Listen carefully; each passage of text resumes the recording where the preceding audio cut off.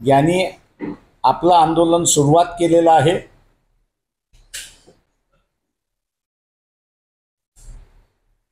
आणि दुसऱ्या बाजूस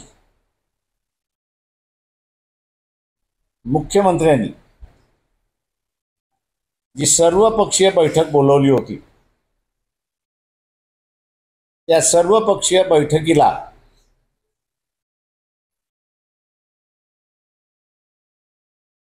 सर्व मराठा नेते, एनसीपीचे, काँग्रेसचे आणि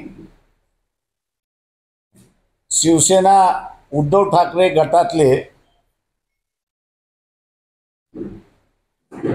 कोणीच उपस्थित नव्हतं।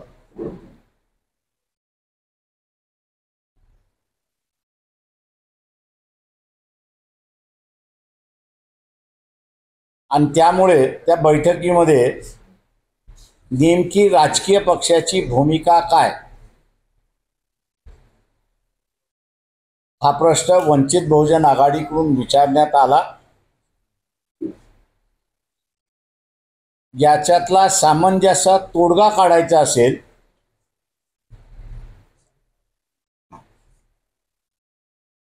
तर इथले जे श्रीमंत मराठ्यांचे पक्ष जे आहेत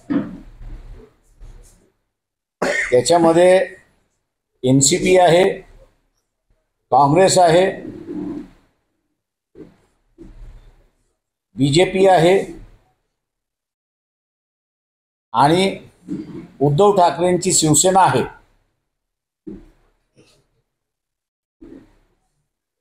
हे जोपर्यंत भूमिका मांडत नाही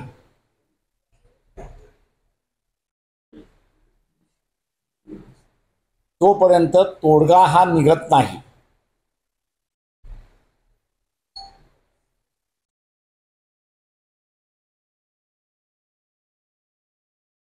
दुसऱ्या बाजूस त्याच बैठकीमध्ये मुख्यमंत्र्यांना वंचित बहुजन आघाडीच्या वतीने विनंती करण्यात आली होती की मुख्यमंत्र्याने या सर्व राजकीय पक्षांच्या नेत्यांना व्यक्तिगत पत्र लिहावं। मुख्यमंत्री पण लिहावं, पण त्याच्याच बरोबर व्यक्तिगत सुद्धा लिहावं की या प्रश्नावरती म्हणजे जरांगे पाटील यांची जी मागणी आहे की मराठा समाजाला ओबीसीतून आरक्षण, ओबीसीच्या कोट्यातून आरक्षण द्या, ही जी मागणी आहे या मागणीच्या संदर्भात राजकीय पक्षांची भूमिका काय आहे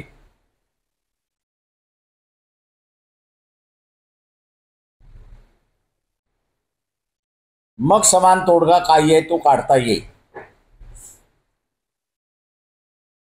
त्या बैठकीमध्ये मुख्यमंत्र्यांनी आश्वासन दिलं की आम्ही पत्र लिहू, म्हणजे पत्र आम्ही पाठवू।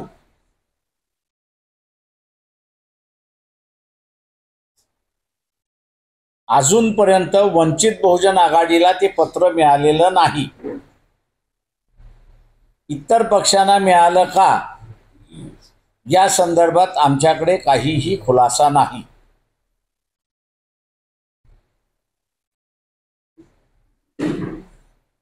हे लोन आता फक्त म्हणजे मराठवाड्यापुरतं मर्यादित आहे असं मी त्या ठिकाणी मानत नाही।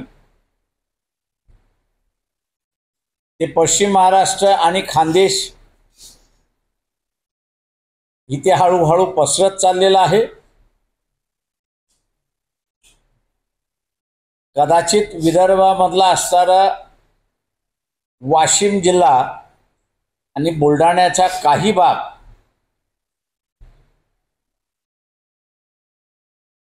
इफेक्ट होण्याची शक्यता आहे।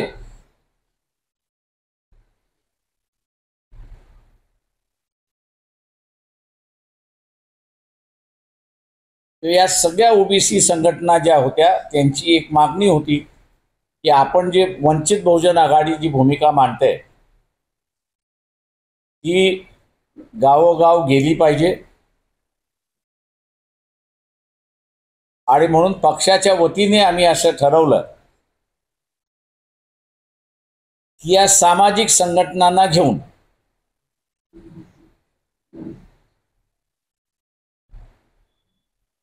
पंचवीस तारखेला दादर चैत्यभूमी इथून सुरुवात करायची, त्याच दिवशी फुलेवाड्याला जायचं पुण्यामध्ये, आणि 26 तारखेला सकाळी, कारण 26 जुलै ही महत्वाची तारीख आहे. या दिवशी शाहू महाराजांनी आरक्षणाचे घोषणा केली होती. तेव्हा शाहू महाराजांना नतमस्तक होऊन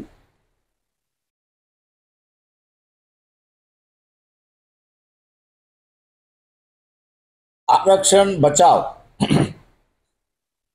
जनयात्रा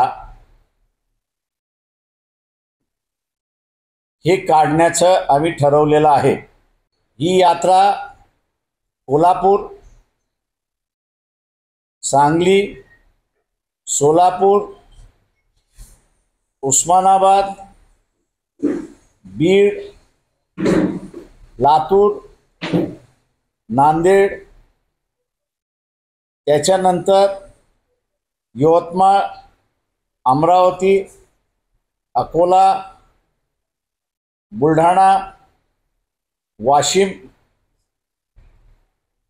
जालना हिची सांगता 7 किंवा 8 तारखेला औरंगाबाद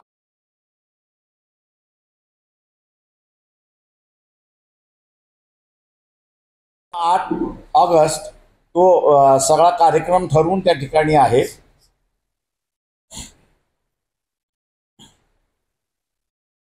या रूटवरती ठिकठिकाणी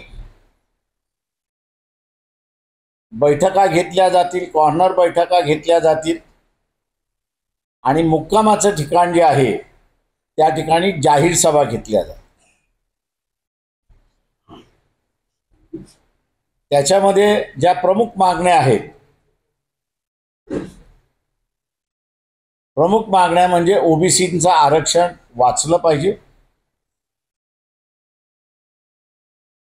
एससी एसटी विद्यार्थ्यांची स्कॉलरशिप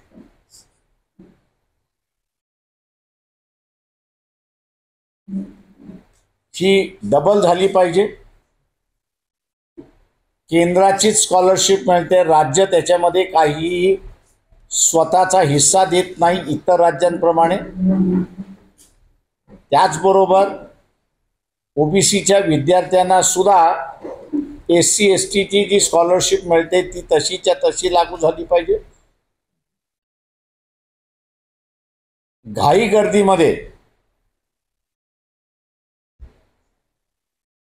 ज्यांना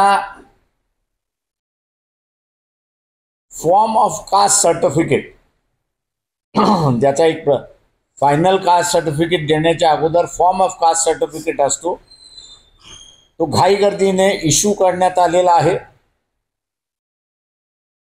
तो पूर्णपणे रद्द करावा.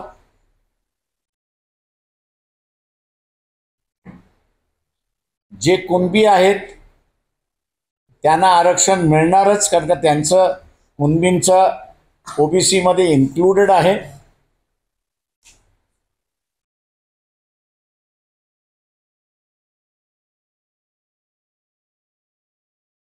आणि शेवटी आरक्षण जे आहे याच्यामध्ये एससी एसटीला पदोन्नती आणि त्याचबरोबर ओबीसीला सुद्धा पदोन्नती मिळाली पाहिजे.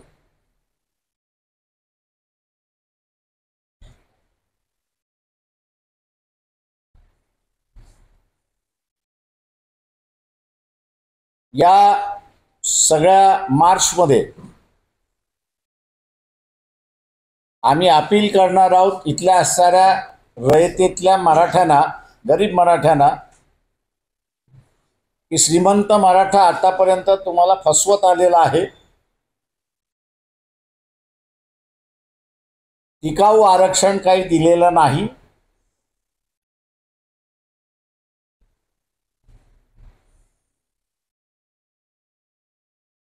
तेव्हा ओबीसींच्या हातामध्ये सत्ता आपण द्या, आरक्षणवाद्यांच्या हातामध्ये सत्ता आपण द्या.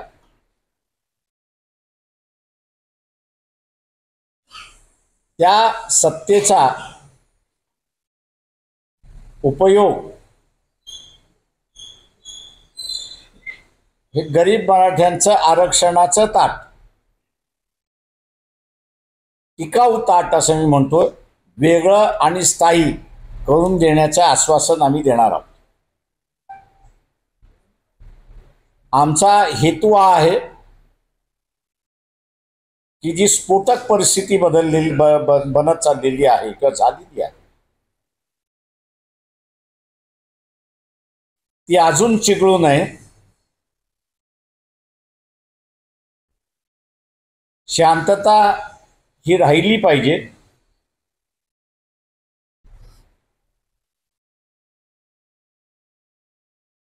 ओबीसी संघटना आणि वंचित बहुजन आघाडी यांच्या भूमिका अत्यंत स्पष्ट आहेत, परंतु ते इतर राजकीय पक्ष जे आहेत, भारतीय जनता पक्ष, काँग्रेस, शरद पवारांची काँग्रेस आणि उद्धव ठाकरेंची शिवसेना यांनी अजून भूमिका घेतलेल्या नाहीत. या यात्रेमार्फत एक प्रेशर यांनीही भूमिका घेतल्या पाहिजेत, जेणेकरून ही स्फोटक बनलेली परिस्थिती निवळण्यात येईल आणि पुन्हा गावगाडा जो आहे तो पूर्वरहित होईल अशी अपेक्षा धरून आम्ही असणारं ओबीसी बचाव यात्रा आयोजित केलेली आहे.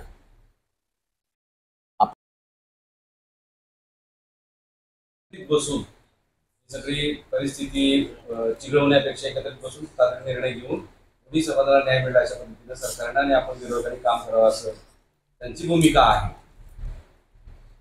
तुम्ही राज्याचा दौरा करताय, पुन्हा इकडे उपोषण, इकडे आंदोलन, अशा सगळ्या राजकीय पक्षांनी भूमिका एकदा घेतल्या की लोकांच्या समोर परिस्थिती ही जाते.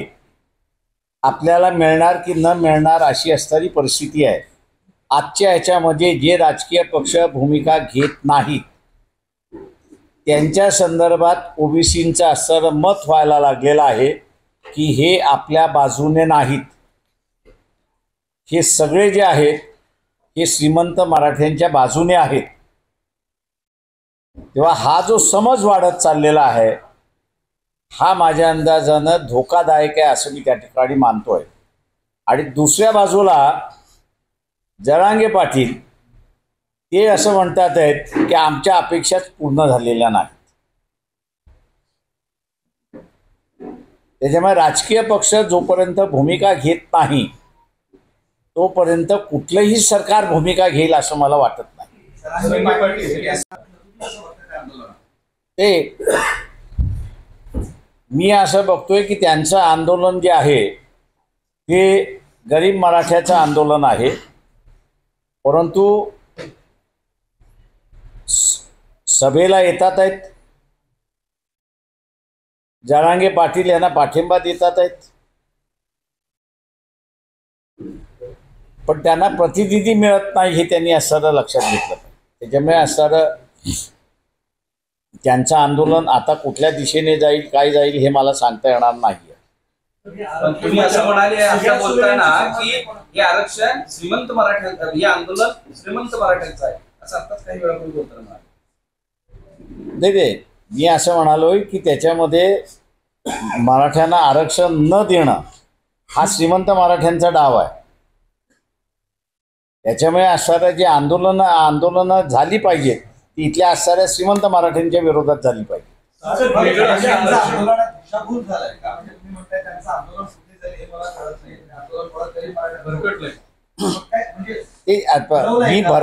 मी भरकटलेलं असं म्हणणार नाही, कुठेतरी असणाऱ्या जरांगे पाटील यांना असणारं एक ठाम भूमिका घ्यावी लागणार आहे की ते श्रीमंत मराठ्यांबरोबर आहेत की जे 31 खासदार निवडून आलेत त्यांच्याबरोबर आहेत की त्यांच्या मोर्चामध्ये येणारा जो गरीब मराठा आहे रयतेचा मराठा आहे त्यांच्याबरोबर आहेत का याचा त्यांना आता उत्तर द्यावं लागणार आहे. हो जी वेगळी ताटात देण्याचा आतापर्यंत प्रयोग झालेला आहे तर ते टिकेलं नाही म्हणून सातत्याने नाही त्याच्यामध्ये म्हणून म्हटलं की मी माझं अगोदरचं स्टेटमेंट होतं की सत्ता ही श्रीमंत मराठ्यांची सत्ता आहे आणि ते श्रीमंत मराठा जो आहे तो गरीब मराठ्याला आरक्षण मिळूच नये याच दृष्टीने त्याचे प्रयत्न चाललेले आहेत आणि म्हणून मी मागे म्हणालो होतो की याचा तोडगा मी आत्ता मांडणार नाही त्या का मांडला तर त्या तोडग्याचं क्षमा केल्याशिवाय हे राहणार नाही आणि म्हणून सत्ता आल्यानंतर आम्ही मांडू असं आम्ही त्या ठिकाणी त्यावेळेस म्हणालो. कोणाचं आरक्षण बचावाची गरज आहे आत्ताच्या ह्याच्यामध्ये जे आहे ते भेसळ करण्याचा जो भाग चाललेला आहे की सगळे सोयरे सगळे सोयरे भेसळ आहे आणि म्हणून त्या दिवशी ह्याच्यामध्ये मी म्हणूनच म्हणालो होतो की प्रत्येक पार्टीला तुम्ही पत्र लिहा या दोन इश्यूजवरती की एक जरांगेची मागणी जी आहे की मराठा समाजाला ओबीसीच्या कोट्यातून आरक्षण द्या हा एक इश्यू आणि दुसरा हे जे सगळे सोयरे आहेत या संदर्भात तुमची भूमिका काय. जरांगे पाटलाची सगळे सोयऱ्यांची भूमिका तुम्हाला पडते. त्या बैठकीमध्ये मी जे मांडलं ते पुन्हा इतिहासाला मांडतो. ट्रायबलच्या संदर्भातलं जे आहे किंवा SCच्या संदर्भातलं जे आहे ते सगळे सोयरेच्या संदर्भातलं सुप्रीम कोर्टाचे निर्णय आहेत फुल बेंचचे निर्णय आहेत आणि म्हणून शास्त्राला म्हणालो की ह्या फुल बेंचच्या निर्णयाचा विचार करून आपण पुढील निर्णय त्या ठिकाणी घ्यावा. ते निर्णय सगळे सोयऱ्यांच्या विरोधातले SC STच्या सगळ्या सोयऱ्यांच्या विरोधातले. आईच्या बाजूने जे नातेवाईक आहेत त्यांना न करता पुरुषांच्या बाजूने आहेत असं नाही. माझ्या अंदाजानं हे जे आहे हे रॉंग इंटरप्रिटेशन केलं जाते की आपण असणारा पितृक सत्ता म्हणून आहे असं आपण त्या ठिकाणी मानतोय.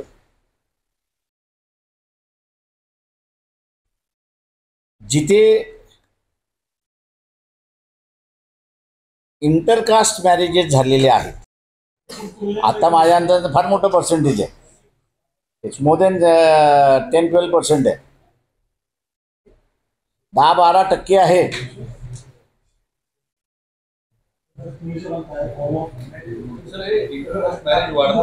वाढते ना ते जात असे त्याच्यामध्ये सुद्धा आता हा विषय नाही. कधीतरी बसलो तर तुम्हाला सांगेन की कसं त्या लोक जात तोडायला मागतात आहेत पण गव्हर्नमेंट आणि कोर्ट कसं ते तोडू देत नाही हे मी तुम्हाला नंतर मांडेल. सर्वपक्षीय नेत्यांच्या बैठकीत बोलावलं जात आहे सर्वपक्षीय नेते येत नाहीत. तुम्हाला काय वाटतं की हे लोक एवढा मोठा महाराष्ट्राच्या महत्वाच्या विषयामध्ये ज्वलंत प्रश्नामध्ये विरोधी पक्ष नेते किंवा ज्यांना बोलवलं ते का लक्ष घालत नाही त्यांना. माझं म्हणणं असं आहे की आपण सगळ्यांनी छगन भुजबळ यांची मुलाखत बारकाईने ऐकली नाही. त्यांनी रेफरन्स देताना मराठवाड्याच्या नामांतराच्या दंगलीचा त्यांनी रेफरन्स दिला. त्यावेळेस सुद्धा सत्ता पालट होती. आत्ता सुद्धा सत्ता पालट आहे. त्याच्यामुळे सत्ता पालटीच्या बॅकग्राऊंडवरती त्यावेळेस दलितांचा बळी घेतला यावेळेस ओबीसींचा बळी जातोय का हा महत्वाचा भाग आहे.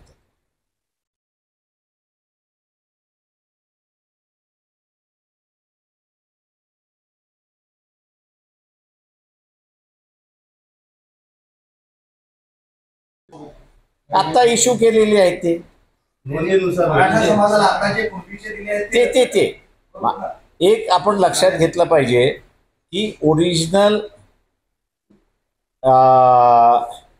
जी यादी मंडल कमिशनच्या ह्याला जोडण्यात गेली होती किंवा अमेंडमेंट करून जोडण्यात आली होती, माझ्या माहितीप्रमाणे 1993 कुणबी समाजाला आरक्षण देण्यात आलं इन द इयर 1993.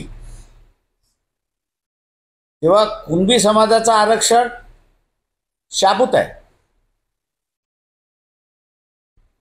ज्यांना आता सर इतर मार्गाने एंट्री द्या असं जे आहे त्याचं भांडण चाललेलं आहे असं मी त्या ठिकाणी मानतो. This is my reading of the situation. हे वाक्य असं आहे की आता जे नोंदी मिळाल्या त्या नोंदीच्या आधारावर जे काही कुणबी प्रमाणपत्र दिले ते रद्द करावे असं तुमचं म्हणणं आहे का?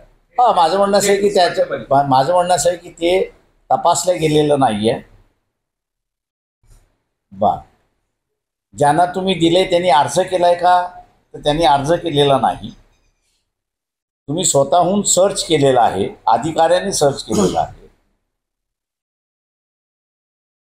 ज्यांनी घेतलं नाही असं मी म्हणेन आत्ताच्या ह्याच्यामध्ये त्यांनी स्वतःहून सोडून दिलेलं आहे, असंही होऊ शकतं. त्याच्यामुळे आमचं म्हणणं असं आहे की तुम्ही आत्ता जे काढलेले ते रद्द करा. जे कुणबी आहेत ते शासनाला अर्ज करतील आणि त्यांना सर्टिफिकेट मिळून जाईल. याच मुद्द्यावर मागच्या आठवड्यात मुख्यमंत्री स्वतः म्हणाले, त्या प्रेस कॉन्फरन्समध्ये म्हणाले की आत्ताच्या नोंदीच्या आधारावर प्रमाणपत्र दिले जातील ते रद्द होणार नाही.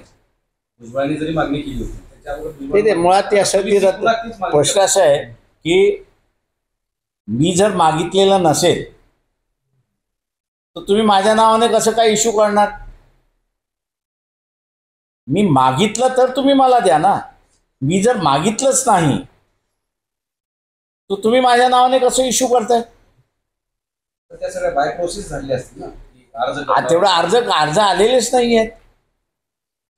म्हणजे सर जरांगे पाटलांचं आत्ताचं आंदोलन हे त्या दोन्ही सगळेश्वरीच्या लेवलला फसले किंवा मी असं म्हणणार नाही, कारण ते शेवटी त्याच्यातला तुम्हाला मार्ग काढता येतो, नाही असं नाही. माझं एवढंच फक्त त्याच्यातलं असं म्हणणं असं आहे की पॉलिटिकल पार्टीजनी या सेन्सिटिव्ह इश्यूवरती आपली भूमिका मांडली पाहिजे. ती दंगल होईपर्यंत थांबता कामा नये. परिस्थिती फार स्फोटक आहे, एवढं मी आपल्याला सांगतो.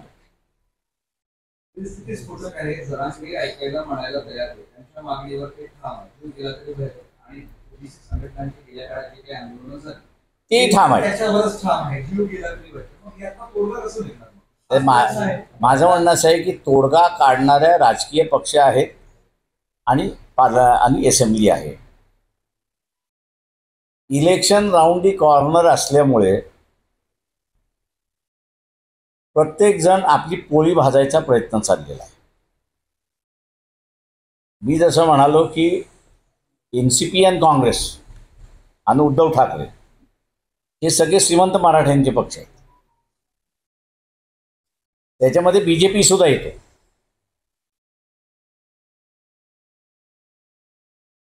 तेव्हा हे भूमिका घ्यायचं टाळतायत.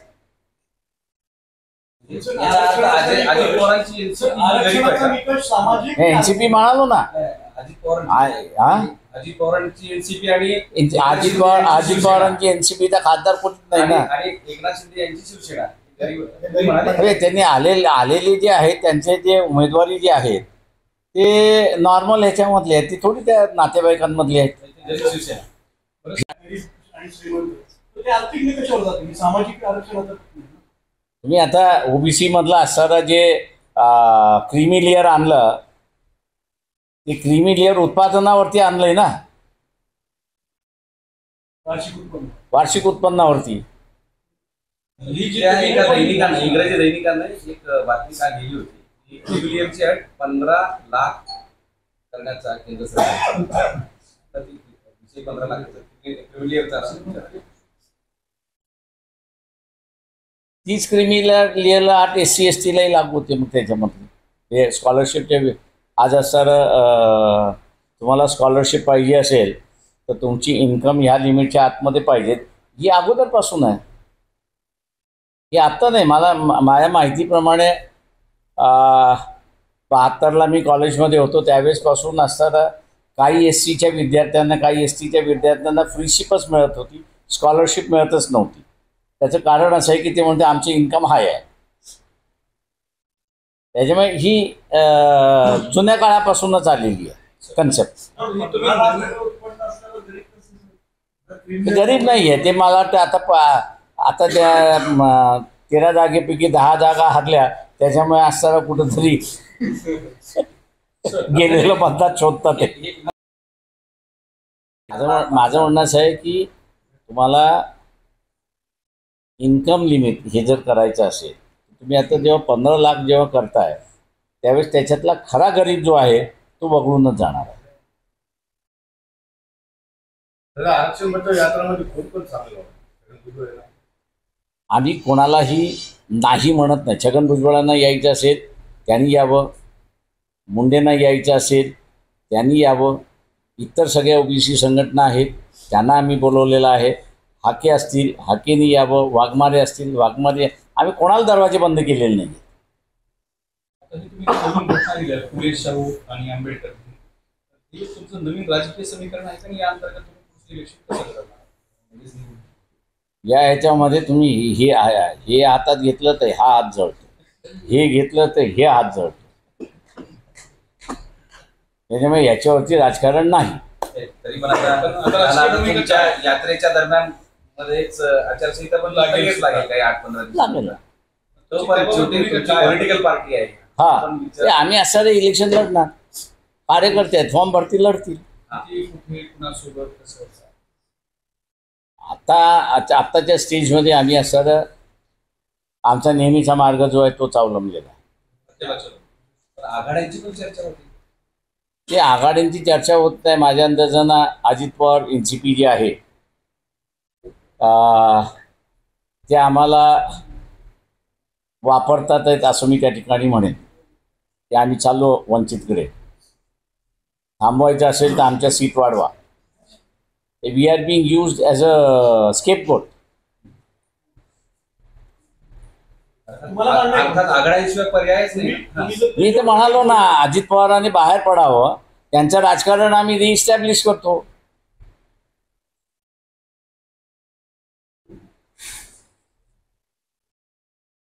अजित पवार युतीतून बाहेर पडल्यानंतर चलो, थँक्यू.